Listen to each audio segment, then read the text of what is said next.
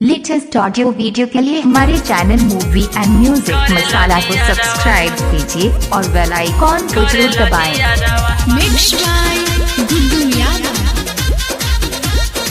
Buddha recording studio गया।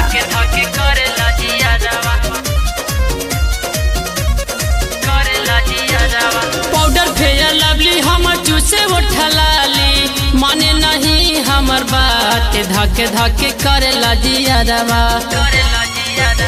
ये सखी सुना तारो, पाउडर फेयर लवली हमर चूसे उठलाली, माने नहीं हमर बात, धके धके करेला जियारवा।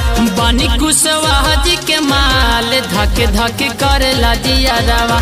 बानी कुशवाहा जी के माल, केहू से न डरेला यारवा।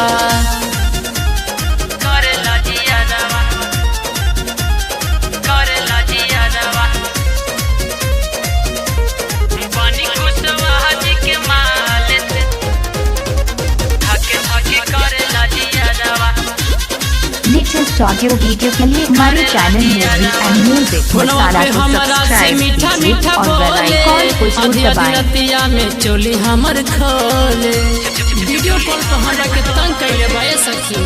हमरा के बोले हमर सोना हमर जान हो, टेंशन न लाहो कोई राने के माल हो। बीच बाजारिया में चुमा ले लगलिया, देखे न दिन बटे रात, धके धके करेला जियारवा। बानी कुशवाहा जी के माल, धके धके करेला जियारवा। बानी कुशवाहा जी के माल, केहू से न डरेला यारवा।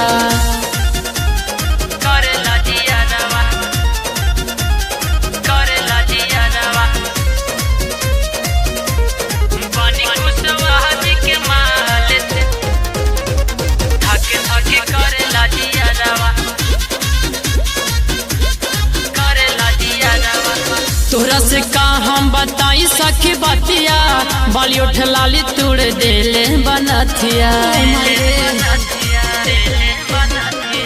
पूरे पूरे देहिया में भर रहे पानी, चुस गईले बाटे हमर चढ़ल जवानी। चौक के चौराहा धरे अंकित कुशवाहा, छोड़े ना हमर हाथ, धके धके करेला जियारवा। बानी कुशवाहा जी के माल, धके धके करेला जियारवा। बानी कुशवाहा जी के माल, केहू से न डरेला यारवा। बुद्धा रिकॉर्डिंग स्टूडियो गया।